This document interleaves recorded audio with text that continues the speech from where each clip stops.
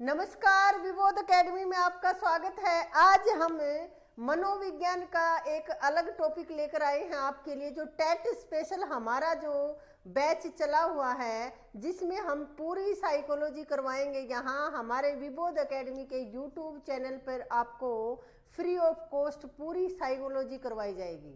तो आज हम एक साइकोलॉजी का टॉपिक लेकर आए हैं, थॉर्नडाइक का प्रयत्न और भूल का सिद्धांत या प्रयास और त्रुटि का सिद्धांत आप जिसे बोलते हो, वो आज हम करेंगे उसका विश्लेषणात्मक अध्ययन। इससे पहले हम अधिगम की 2 क्लासेस ले चुके हैं और थॉर्नडाइक के मुख्य और सीखने के नियम हम कर चुके हैं। अभी मुख्य नियम और गौण नियम ये हमारी हो चुकी हैं। अगर आपने नहीं देखा है तो आप देख लेना, अलग से प्लेलिस्ट मिलेगी आपको साइकोलॉजी की हमारी विबोध एकेडमी के यूट्यूब चैनल पे।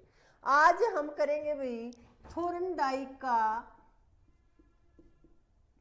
जो सिद्धांत दिया है। थॉर्नडाइक ने कौन सा दिया है भाई? इन्होंने दिया है उद्दीपक अनुक्रिया का सिद्धांत। इनके सिद्धांत का नाम है भाई, जो सबसे ज्यादा प्रसिद्ध है, उद्दीपक अनुक्रिया का सिद्धांत।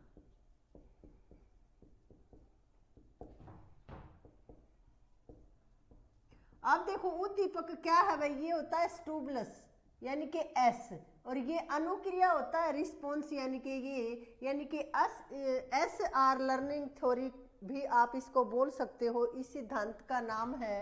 अब देखो इसके 1-2 उपनाम है भाई, क्योंकि अब कहीं तो आपको लिखा मिल जाता है कि उद्दीपक अनुक्रिया का सिद्धांत किसने दिया, कहीं संबंधवाद का सिद्धांत पूछ लिया जाता है, कहीं संयोजनवादी सिद्धांत। तो इसके कई नाम हैं। तो सबसे पहले तो इसके अलग अलग जो नाम हैं वही देखेंगे भाई हम।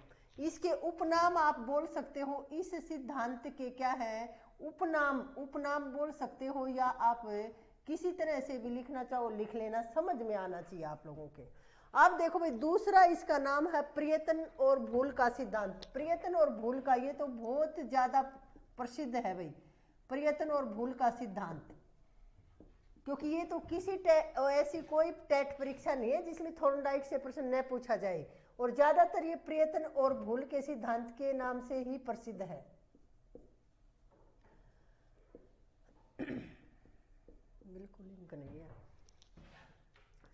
तीसरा है भाई प्रयास और त्रुटि का भी बोलते हैं। इसी का जो दूसरा नाम है वो है भाई प्रयास और त्रुटि का, क्योंकि देखो कोई फर्क नहीं है प्रयत्न करना, किसी चीज के लिए प्रयास करना, एक ही पर्यायवाची है एक दूसरे के। भूल इसको त्रुटि बोलोगे आप तो भी वही बात है। तो प्रयास और त्रुटि का सिद्धांत,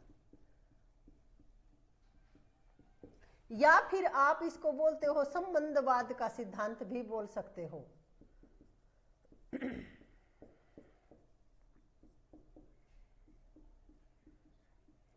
या फिर आप इसको संयोजनवादी सिद्धांत भी बोल सकते हो भाई, बॉन्डिंग थ्योरी।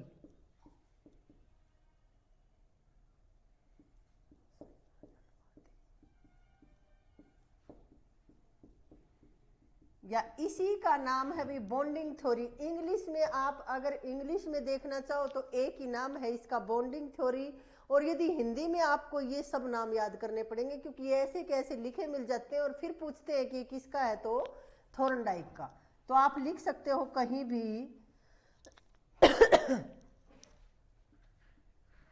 Bonding theory. ये है भाई थॉर्नडाइक का उद्दीपक अनुक्रिया का सिद्धांत, या प्रयत्न और भूल का सिद्धांत, प्रयास और त्रुटि का सिद्धांत, संबंधवाद का सिद्धांत, संयोजन। देखो भाई बोल लिखने में थोड़ी बहुत मिस्टेक हो सकती है, लेकिन आप बड़े हो तो सुन के लिख सकते हो। संयोजनवादी सिद्धांत भी इसी को बोलते हैं, यानी कि बॉन्डिंग थ्योरी इंग्लिश में बोलेंगे हम इसको। ये थॉर्नडाइक ने एक सिद्धांत दिया है। इसमें इन्होंने एक्सपेरिमेंट किया भाई, एक बिल्ली को एक पिंजरे में बंद कर दिया। पहले आप मौखिक समझ बनाओ, फिर यहाँ पूरा हम देखेंगे। बिल्ली को एक पिंजरे में बंद कर दिया, और उस बिल्ली वहां एक ऐसा कुछ लीवर लगा दिया कि उस लीवर पर पैर जाएगा तो दरवाजा खुलेगा। पिंजरे के बाहर रख दी मृत मछली के रूप में एक भोजन। अगर देखो बिल्ली भूखी है और उसको भोजन की जरूरत है, तो वो क्या प्रयास करेगी? ये देखना चाहते थे थॉर्नडाइक, और थॉर्नडाइक ने अपना प्रयोग किया बिल्ली के ऊपर, उसको पिंजरे में बंद कर दिया और उसको दिखे ऐसी जगह पिंजरे के बाहर खाना रख दिया। अब बिल्ली भूखी है, उसको खाने की जरूरत है, और उस पिंजरे में एक जगह ऐसी बना दी कि एक लीवर बना दिया कि इस पे पैर अगर जाएगा बिल्ली का तो दरवाजा खुलेगा और फिर वो बाहर आके खाना खा सकती है। तो बिल्ली ने स्टार्टिंग में क्या किया, खाना दिखाई दे रहा है, बिल्ली भूखी है, उसने उछल कूद प्रारंभ की, इधर उधर छलांग लगाई, इधर उधर, बात नहीं बनी। वो इत्तेफाक से लीवर के ऊपर उसका पैर पड़ा और दरवाजा खुल गया और वो बाहर आके उसने खाना खा लिया। अब उसको थोड़ी सी समझ विकसित हुई उसके अंदर है कि अगर कुछ तो ऐसा है जहां मुझे मेरे उछल कूद करने से मेरा पैर पड़ा होगा और ये फिर दरवाजा खुला है। दूसरे दिन फिर से ये प्रयोग किया गया, तो पहले दिन तो बहुत ज्यादा समय लगा बिल्ली को भोजन प्राप्त करने में। दूसरे दिन कुछ टाइम, कुछ प्रयास करने के बाद फिर से लीवर पर पैर पड़ा और फिर उसने भोजन प्राप्त कर लिया। अब धीरे धीरे क्या हुआ कि ये जो त्रुटि यानी कि भूल जो बिल्ली से हो रही थी, बिल्ली समझ नहीं पा रही थी कि इस खाना प्राप्त करने के लिए मुझे क्या करना है, यानी कि दरवाजा कैसे खुलेगा। वो धीरे धीरे एक समय ऐसा आया कि बिल्ली इतना सीख गई कि उसने तुरंत लीवर पर पैर मारा, दरवाजा खुला और खाना खा लिया। फिर उसको कोई प्रयास करने की जरूरत नहीं थी, कोई उछल कूद करने की जरूरत नहीं थी। जैसे ही खाना दिखा और बिल्ली ने लीवर पर पैर मारा, दरवाजा खुला और बाहर जाके खाना खा लिया। यानी कि इस तरह क्या है कि बिल्ली पे प्रयोग किया भी थॉर्नडाइक ने, मनोवैज्ञानिक थे और ये देखना चाहते थे कि किस तरह से बार बार भूल जो हम करते हैं उसको कैसे सुधारा जा सकता है। मकसद यही है, और बिल्ली को पढ़ाना मकसद नहीं है। बिल्ली पशुओं के ऊपर प्रयोग तो इसलिए किए जाते हैं, आदमी पे प्रयोग कैसे करें।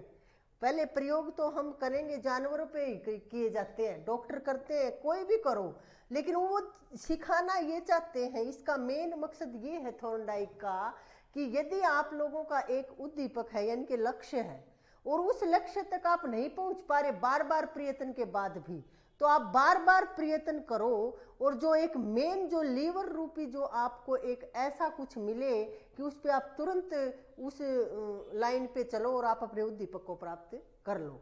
बिल्ली के लिए तो देखो भोजन ही लक्ष्य है, भोजन प्राप्त करना उसके लिए लक्ष्य था। आप लोगों का लक्ष्य क्या है भाई कि हमारा टेट परीक्षा हो जाए, उसके लिए फिर क्या है, आप जो अनुक्रिया, इसने अनुक्रिया की, बिल्ली ने क्या कि बार बार जो प्रयत्न किए भोजन प्राप्त करने के लिए, और उसको समझ आ गई कि लीवर पे पंजा पड़ेगा तब दरवाजा खुलेगा। अब आप लोगों के लिए ये जरूरी है कि आप सही और गलत की पहचान करके, और जो आपके टेट में जो पूछा जाता है, कोई ऐसा टीचर हमें मिले कि वो सब हमें पढ़ा दे और हमारे पेपर में आ जाए। तो वो आपको पहचान करनी है कि आपको किससे पढ़ना है, कौन कितना आपको पढ़ा रहा है, किस तरीके से पढ़ा रहा है, आपको किसका आपको समझ में आ रहा है, और फिर आप उस दिशा में यदि अपने प्रयत्न करोगे ना तो आप जरूर अपने उद्दीपक तक पहुंचोगे।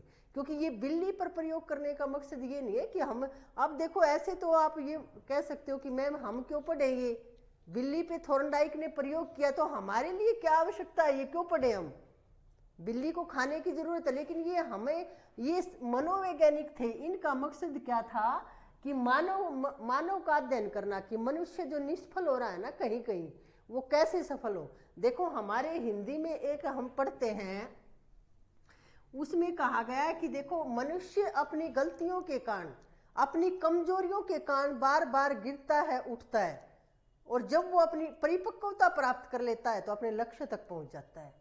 तो जो अपनी कमजोरियों के कारण आप पीछे हो, अगर उन कमजोरियों को समझोगे और दूर करने का प्रयत्न करोगे तो आप जरूर सफल होगे। ये इनका मतलब है वे कहने का। अब हम देखते हैं आगे कि इन्होंने स्पष्ट रूप से कैसे क्या बताया है इस सिद्धांत में। ये नाम याद कर लेना, आगे आप देखेंगे। अब देखो भाई बिल्ली वाला जो इन्होंने उदाहरण दिया है उसमें आप कर सकते हो। जैसे देखो एक बार यहां से प्रश्न पूछा गया कि थॉर्नडाइक ने कौन कौन से जानवरों पे प्रयोग किए हैं। कई बार ऐसे प्रश्न भी पूछे गए हैं। ये प्रश्न पूछा गया है सी टेट में कि थॉर्नडाइक ने किस पर प्रयोग किया। अब मैंने सिर्फ आपको बिल्ली का उदाहरण दिया है, लेकिन इन्होंने देखो बिल्ली पर भी प्रयोग किया है, खरगोश पर भी प्रयोग किया है, चूहों पर भी किया है। तो कई बार ये ऐसे प्रश्न पूछे गए कि प्रयोग किया इन्होंने सबसे पहले तो इस सिद्धांत में तो किस पर, बिल्ली पर प्रयोग किया। फिर इन्होंने क्या किया है भाई, आप लिखो खरगोश पर भी इन्होंने प्रयोग किया है, और किस पे, चूहों पर भी थोर्नडाइक ने प्रयोग किया है, और इसके साथ साथ चूजों पर भी प्रयोग किया है भाई इन्होंने।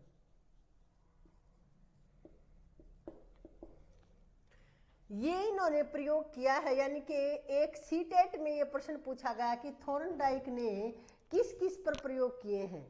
तो इन्होंने प्रयोग किस पर, बिल्ली पर। उसमें ऑप्शन में आपको बिल्ली भी मिली, फिर एक में खरगोश लिखा मिला, एक में चूहा लिखा मिला, और उपर्युक्त सभी पर। तो फिर वहां उत्तर होना था भी उपर्युक्त सभी पर, क्योंकि यदि आपने सिर्फ बिल्ली के बारे में देख लिया और निशान लगा दिया बिल्ली पे, ठीक तो हो आप, क्योंकि प्रयोग बिल्ली पे किया है, लेकिन किया है इन पर भी, उस प्रश्न का उत्तर होना था भाई उपर्युक्त सभी। तो यहां गलती न हो जाए इसलिए यहीं लिख लो कि इन्होंने एक्सपेरिमेंट किया, किस किस पे किया, बिल्ली पे भी, खरगोश पे, चूहों पे भी और चूजों पे भी। अब आगे देखते हैं भाई, हम इस सिद्धांत को फिर से देखते हैं। इसमें कुछ शब्दों का प्रयोग इन्होंने किया है, इनकी शब्दावली जो है मनोविज्ञान की वो थोड़ी सी अलग होती है सामान्य बोलचाल से। तो उन शब्दों का अर्थ और उसी तरह से प्रश्न पूछे जाते हैं, तो उनकी ही जानकारी होनी चाहिए हमें। सरल शब्दों में तो आपके समझ में आ गया अब ये उदाहरण, और कोई मुश्किल नहीं है, कहानी के रूप में बताया गया तो याद भी रहेगा हमेशा। लेकिन कुछ विशेष जो शब्दों का प्रयोग किया जाता है ना मनोविज्ञान में, वहां बच्चे विचलित होते हैं। अब देखो बिल्ली वाला जो प्रयोग किया, बॉक्स के अंदर बिल्ली थी, उसमें एक लीवर था, ये तो देखो आप आसानी से समझ में आ गया। अब कुछ शब्दावली देखो इसमें जो प्रयुक्त की गई, निम्न बिंदुओं के आधार पर थोर्नडाइक इसकी व्याख्या करते हैं भाई अपने नियम की। देखो ये तो मैं बता दूं भाई बिल्ली। अब देखो बॉक्स बनाते हैं हम, एक बार देखते हैं प्रैक्टिकल रूप में। अब देखो बिल्ली, ये जैसे एक बॉक्स है, पहले हम समझते हैं भाई। अब देखो ये यहाँ तो है भाई, देखो ये ऐसे आप ये लगाओ कि ये ट्रांसपेरेंट आप बोल सकते हो इसको। यहाँ है बिल्ली, इसके सामने यहाँ खाना रख दिया गया, और उस खाने में क्या थी भी, मृत मछली थी। ये भी पूछा जाता है कई बार कि खाने में क्या रखा गया था बिल्ली के सामने, प्रयोग में थोर्नडाइक ने बिल्ली के सामने क्या रखा। और यहाँ एक दरवाजा बना दिया गया भाई, और यहाँ एक लीवर था, और उसके ऊपर यदि पैर पड़ेगा बिल्ली का तो दरवाजा खुलेगा। यहाँ बिल्ली थी सलाखों के अंदर, और यहाँ उस लीवर पे यदि पैर मारती तो ये दरवाजा खुलेगा यहाँ से, और फिर वो बाहर आके खाना खा सकती थी। लेकिन ये बिल्ली तो अंदर थी, अब वो भूखी थी बिल्ली, तो उसको क्या खाना दिखाई दे रहा, ललचाया जा रहा उसको, उसके सामने ये मृत मछली रख के। तो बिल्ली ने क्या किया, यहाँ से उछल कूद की, इधर गई उधर गई, आखिर में यहाँ पे पैर पड़ा बिल्ली का, दरवाजा खुला और आके उसने खाना खा लिया। दूसरे दिन फिर ऐसा ही किया गया, तो बिल्ली ने फिर से ऐसा किया और खाना खा लिया। तीसरे दिन बिल्ली के थोड़ा थोड़ा समझ में आया कि ये जो कुछ ऐसा दिख रहा है हमें, अगर इसके ऊपर कुछ किया जाएगा तो दरवाजा खुलेगा।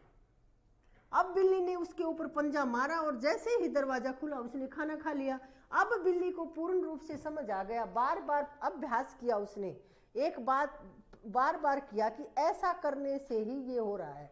तो उसने फिर क्या किया, अब बिल्ली थोड़े दिन के बाद अभ्यस्त हो गई, और उसने क्या किया, तुरंत बिल्ली इस पे पंजा मारती, दरवाजा खुलता और खाना खा लेती। ये है भाई पूरा थोर्नडाइक का नियम।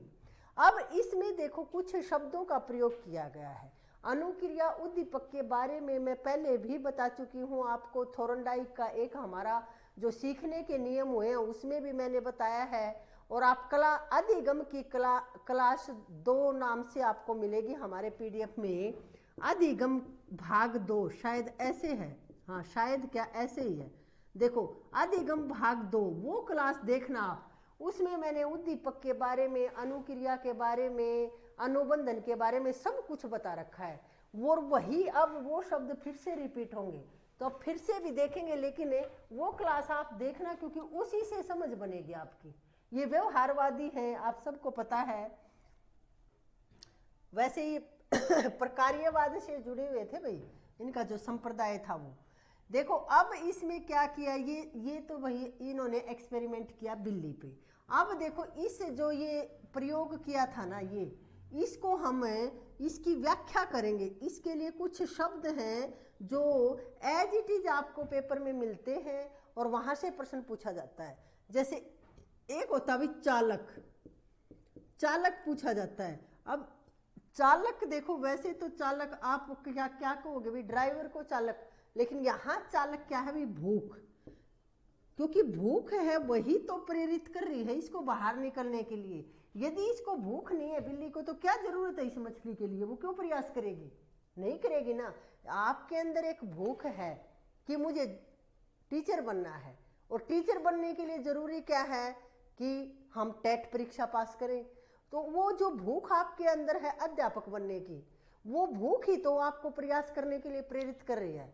तो क्योंकि बिल्ली को भूख थी इसीलिए वो प्रयासरत थी। तो सबसे पहले तो हमें चालक यानी कि हम ड्राइव कब करेंगे, चलेंगे कब, जब हमें भूख होगी। तो ये क्या है, चालक का मतलब क्या है भाई, भूख। अब देखो एक दो शब्द और हैं, जैसे लक्ष्य, लक्ष्य या आप इसको बोलेंगे उद्दीपक। उद्दीपक को आप सामान्य भाषा में क्या कहेंगे भाई, लक्ष्य। तो इसमें लक्ष्य क्या था भाई, लक्ष्य क्या था हमारा, मृत मछली। अब बिल्ली का लक्ष्य क्या था यहाँ, आप प्रश्न यहाँ से कैसे पूछे जाएंगे कि थोर्नडाइक के प्रयास और त्रुटि के सिद्धांत के अनुसार चालक की व्याख्या आप कैसे करेंगे, भूख के रूप में, ड्राइवर के रूप में, या और कुछ एक दो ऑप्शन और मिलेंगे आपको। तो वहां क्या उत्तर दोगे आप, भूख। इसी तरह से उद्दीपक, उद्दीपक क्या था, लक्ष्य क्या था बिल्ली का, ये मृत मछली यानी कि इसको खाना, भोजन। तो इसका उद्दीपक क्या था, इस सिद्धांत के अनुसार उद्दीपक क्या था बिल्ली का, वो था भी भोजन या फिर मृत मछली आप बोल सकते हो, क्योंकि मृत मछली ही रखी गई थी उसके सामने, ऐसा पूछा जाता है भाई। तो ये थे, और एक दो और यहां लिखेंगे भाई, दो तीन शब्द और हैं जो पूछे जाते हैं जहां से प्रश्न। अब अभी एक अवरोध, अवरोध क्या था फिर, अवरोध होता है रुकावट। अब इस नियम के अनुसार, इस नियम के शब्दों की व्याख्या चल रही है ना, यानी कि प्रयास उद्दीपक अनुक्रिया सिद्धांत के अनुसार अवरोध क्या था, अवरोध थी भी ये सलाखें। देखो अगर ये सलाखें नहीं होती तो वो निकल जाती आराम से, या तो फिर ये पूरा बंद होता और उसको ये दिखाई नहीं देता। तो हमारे सामने यदि कोई चीज नहीं है तो हम उसकी ललचाएंगे थोड़ी ना, उसकी अगर हमें ज्ञान ही नहीं है किसी चीज का, तो क्या हम हमारे मन में उसके प्रति जिज्ञासा होगी, नहीं। बिल्ली को दिखाई दे रही है मृत मछली, और क्या है उसके अंदर भूख है, और वो भूख उसको बार बार कह रही है अंदर से कि चल मुझे ये चाहिए, ये खानी है मछली मुझे चाहिए, इसीलिए तो वो प्रयत्न करेगी बाहर निकलने के लिए। अब ये अवरोध क्या है, बाहर क्यों नहीं निकल पा रही, क्योंकि एक तो ये दरवाजा नहीं खुला। अब दरवाजा क्यों, ये सलाखें हैं, तो वो सोच रही अगर ये सलाखें नहीं हो और मैं बाहर निकल जाऊं तो मुझे ये मिल जाए मृत मछली। तो अवरोध क्या है भाई, आप बोल सकते हो इसको सलाखें, लोहे की सलाखें, क्योंकि ऐसे के ऐसे प्रश्न आया है भाई, लोहे की सलाखें।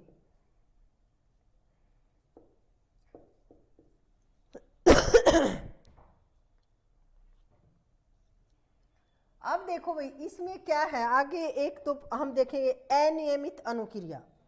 अनियमित अनुक्रिया क्या है, इसमें ये कुछ शब्द हैं जिनकी हम व्याख्या कर रहे हैं इस सिद्धांत के अनुसार। ये क्या है भाई, अनियमित अनुक्रिया।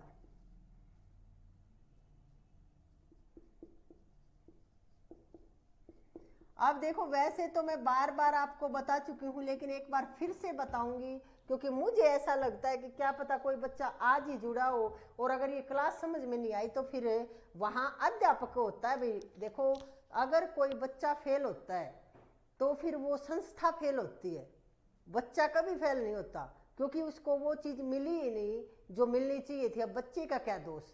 तो मैं यहाँ ये सोचती हूँ कि अगर आप लोगों के समझ में नहीं आया तो यहाँ मेरी जो शिक्षण विधियाँ है ना वो गलत थी, वो मैं समझा नहीं पाई आपको, इसीलिए मैं बार बार एक चीज के लिए आपको बोलती हूँ। तो दो चीजें यहाँ हम समझेंगे भाई, एक तो अनुक्रिया और एक समझेंगे भाई हम उद्दीपक। पहले भी कई बार बताया है, फिर से देख लो एक बार। अनुक्रिया और प्रतिक्रिया और सहज क्रिया तीन होती है भाई। प्रतिक्रिया तो क्या है कि क्रिया के आपने जो क्रिया की और उसके बदले में जो क्रिया की गई, यानी कि क्रिया के बदले में की जाने वाली क्रिया तो कैसी है भाई, प्रतिक्रिया। जैसे आपने आते ही कहा गुड मॉर्निंग मैम, और फिर मैं रिप्लाई आपको देती हूँ कि गुड मॉर्निंग, तो ये तो क्या थी, प्रतिक्रिया। लेकिन अगर सहज क्रिया क्या है, जन्मजात, कि हमें जैसे चींटी ने काटा कहीं तो एकदम से हमारी आंखों में पानी आता है या कुछ, वो क्या होती है, सहज क्रिया। या हम एकदम से चौंकते हैं, देखते हैं, एकदम से हमारा हाथ वहाँ आ जाता है, क्योंकि देखा तो नहीं लेकिन वो इंद्रियों के द्वारा हमने महसूस किया। तो जो ज्ञानेंद्रियों के द्वारा जो हमें यहाँ मस्तिष्क में संदेश पहुंचाए जाते हैं उसको बोलते हैं सहज क्रिया। उस मस्तिष्क से जो ऑर्डर आता है और हम सहज अचानक जो क्रिया करते हैं वो होती है सहज क्रिया।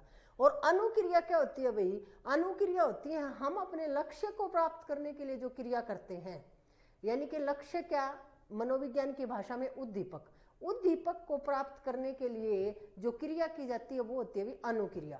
और फिर इन बीच में जो अनुबंधन या संबंध बनता है वो क्या होता है, अनुबंधन। यानी कि उद्दीपक प्राप्त करने के लिए अनुक्रिया और उद्दीपक के मध्य में जो संबंध स्थापित होता है वो क्या होता है भाई, अनुबंधन बोलते हैं उसको। ये दो चार चीजें बताना जरूरी था, क्योंकि अब ये देखो अनियमित अनुक्रिया आ गया ना यहाँ। यानी कि अनुक्रिया क्या की उसने, वो अनुक्रिया कर रही है भाई, उछल कूद कर रही है, ये अनुक्रिया है इसको प्राप्त करने के लिए। उसका उद्दीपक तो यही है लक्ष्य। इस लक्ष्य तक पहुंचने के लिए जो उछल कूद की जा रही है बिल्ली के द्वारा, वो क्या है भाई, अनुक्रिया है। और अनियमित अनुक्रिया यानी कि अनायास ही काफी देर तक इधर उधर घूमती रही, उछल कूद करती रही, वो क्या है भाई, अनियमित क्रिया। यानी कि उद्दीपक को प्राप्त करने के लिए की जाने वाली अनेक क्रियाएं, वो क्या है, अनियमित अनुक्रियाएं। तो यहां इसमें आप लिखोगे बिल्ली द्वारा की जाने वाली गलत क्रियाएं, क्योंकि देखो सही क्रिया तो अगर की करती वो इस पे लीवर पे पैर मारती तो उसको भोजन मिल ही जाता, लेकिन उससे पहले जो गलत क्रियाएं की, कभी छत पे सलाखों को खींच रही है तोड़ने के लिए, कभी इधर पंजे मार रही है, कभी इधर, वो जो गलत क्रियाएं थी ना वो होती है क्या, अनियमित क्रियाएं। और फिर नियमित क्रिया क्या हुई, तो नियमित क्रिया तो क्या हुई, जो उद्दीपक को प्राप्त करने के लिए दरवाजा खोलने के लिए जो लीवर पर पैर पड़ा वो क्या थी, नियमित क्रिया। संयोजनवश सफलता, एक शब्द है भाई संयोजनवश सफलता।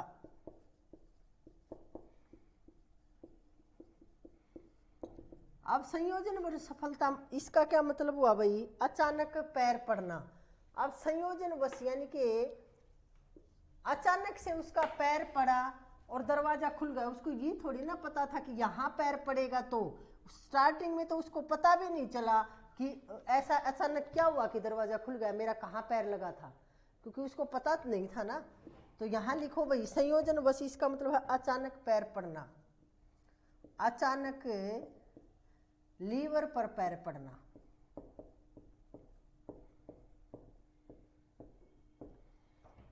और एक है दृढ़ीकरण, एक शब्द है दृढ़ीकरण। ये क्या है भाई, ये क्या है, दरवाजे का खुलना, दृढ़ीकरण हो गया, वहां पैर पड़ा और दरवाजा खुल गया। तो यहां लिखो भाई क्या, सही अनुक्रिया आप कह सकते हो इसको, सही अनुक्रिया, या फिर आप इसको बोल सकते हो दरवाजा खोलने का तरीका। आप दरवाजा खोलने का जो तरीका उसको पता चल गया, वो क्या है, दृढ़ीकरण। ये सब आपको याद करना पड़ेगा। और मैं बार बार यही कहती हूँ कि एक बार सुनने से किसी को याद नहीं होता। सबसे पहले यदि आप बैठते हो किसी भी टॉपिक को पढ़ने के लिए, किसी भी सब्जेक्ट का, तो सबसे पहले उसकी समझ विकसित करो, उसकी भूमिका के बारे में, उसमें आखिर जो मोटी मोटी समझ बनाओ अपने यहाँ मस्तिष्क में, और फिर उस पर चिंतन करो और फिर अच्छे से नोट्स बनाओ। जल्दबाजी में कभी पढ़ाई नहीं होती भाई। ये कुछ थे भाई व्याख्या की हमने इस सिद्धांत में, जो शब्दों का प्रयोग हम करेंगे उन शब्दों की व्याख्या की भाई हमने। क्या ये कुछ शब्द जो आपके लिए जरूरी है, क्योंकि यहाँ से एज इट इज प्रश्न आपको मिलेंगे अपने पेपर में, पीछे पूछे गए हैं कई एग्जाम में। अब हम देखते हैं भाई इसका निष्कर्ष क्या निकला।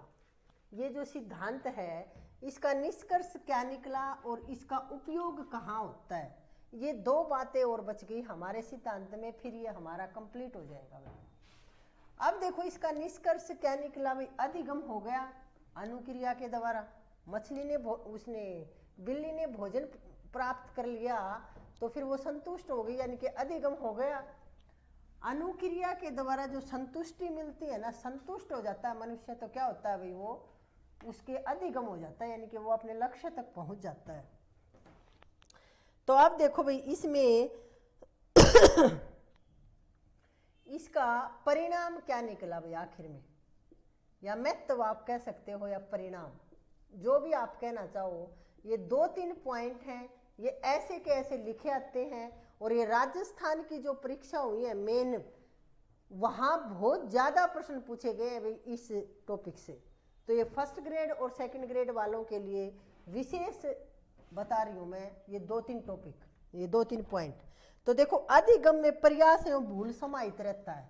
एक तो आपको ये याद रखनी है बात है कि अधिगम में क्या, अधिगम कब होगा, उसमें प्रयास और भूल, प्रयास करोगे आप और भूल भी होगी, ये नहीं है कि बिना भूल ही सीख जाते हो। तो क्या है, अधिगम में प्रयास और भूल समाहित होती है। अब थॉर्नडाइक का इसका महत्व क्या है देने का, या इसके परिणाम क्या होते हैं, अधिगम कैसे होगा इसके अनुसार, इस सिद्धांत के अनुसार। तो क्या है कि अधिगम में प्रयास और भूल दोनों समाहित होते हैं।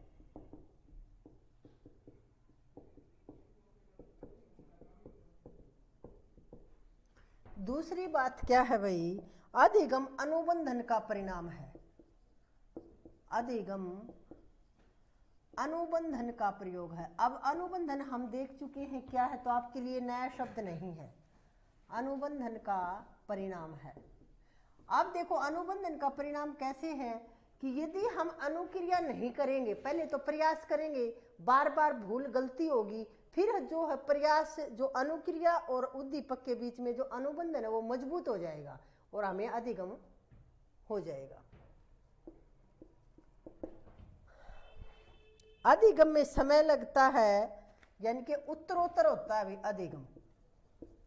ये नहीं है कि आप एक दिन में ही अधिगम कर सकते हो, अधिगम में समय लगता है। और आप इसको कह सकते हो, अगला पॉइंट कि अधिगम उत्तरोत्तर होता है। उत्तरोत्तर आप समझते हो ना, स्टेप टू स्टेप। ये नहीं है कि आज एक ही दिन में आप सीख लोगे। अब मैंने आपको क्लास शुरू करने के दौरान आपको बताया कि आप अधिगम भाग 2 नाम से एक हमारी क्लास मिलेगी आपके विविध एकेडमी के यूट्यूब चैनल पे, वो देखना पहले। उसका मतलब क्या था कि पहले वो देखोगे, वहां से समझ बनेगी आपके, फिर ये सिद्धांत आपको अच्छे से समझ आएगा। तो वो क्या है, उत्तरोत्तर होगा अधिगम। ये अधिगम आपको अच्छा हो इसीलिए ये मैंने बताया। और अब देखो इसमें भी बता दिया गया इस सिद्धांत के अनुसार भी कि अधिगम होता है वो उत्तरोत्तर होता है। ये नहीं है कि आप एक दिन में ही सीख लोगे, स्टेप टू स्टेप चलोगे ना तब सीखोगे आप। एक दिन में कोई ज्ञानी नहीं हो सकता। अधिगम संज्ञान पर आधारित नहीं होता। अधिगम संज्ञान पर आधारित नहीं होता बोला है भाई, इस बात पे ध्यान देना है आपको।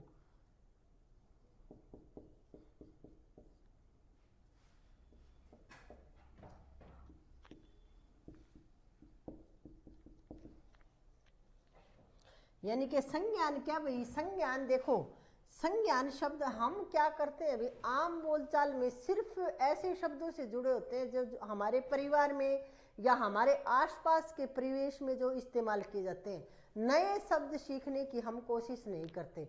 आप किसी भी नेता के, राजनेता के भाषण सुनना, कभी भी कोई घटना हो गई, कोई ऐसी दुर्घटना हो गई या कोई अच्छी घटना हो गई, तो कोई किसी भी वहाँ के जो उस एरिया के नेता होते हैं उनका इंटरव्यू लेते हैं पत्रकार और पूछते हैं जी आपके एरिया में ये हो गया, आपने क्या किया।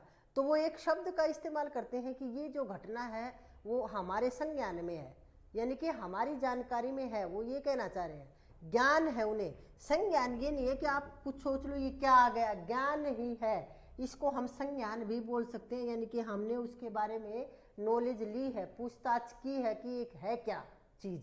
तो यहाँ क्या, अधिगम संज्ञान पर आधारित नहीं है। यानी कि ये नहीं है कि आपको साइकोलॉजी शब्द का पता ही नहीं क्या है और आप फिर साइकोलॉजी पढ़ ही नहीं सकते। हर आदमी के लिए हर टॉपिक एक ना एक दिन तो नया ही था। वो पुराना कब हुआ कि उसने सीखा।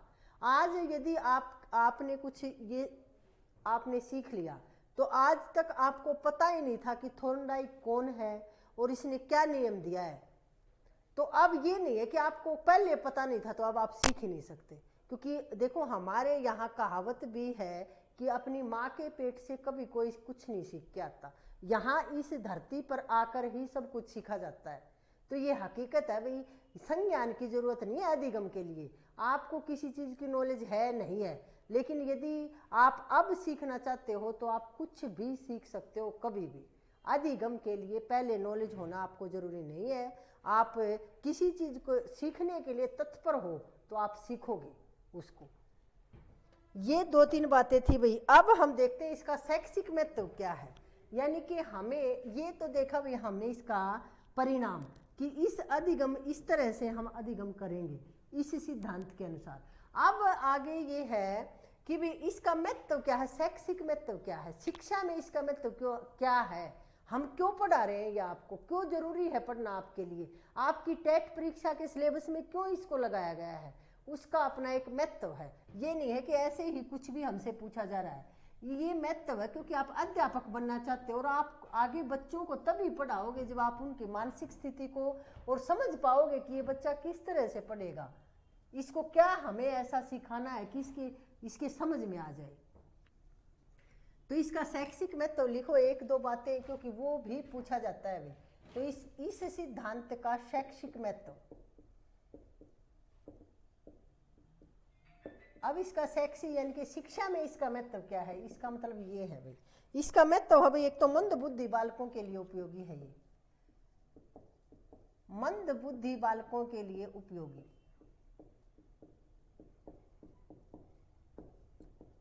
अब देखो मंद बुद्धि बालकों के लिए उपयोगी आप कैसे कह सकते हो कि कुछ बच्चे ऐसे होते हैं भाई उनके एक बार में कोई चीज़ समझ में नहीं आती, तो उसको बार बार प्रयास करवाना पड़ेगा।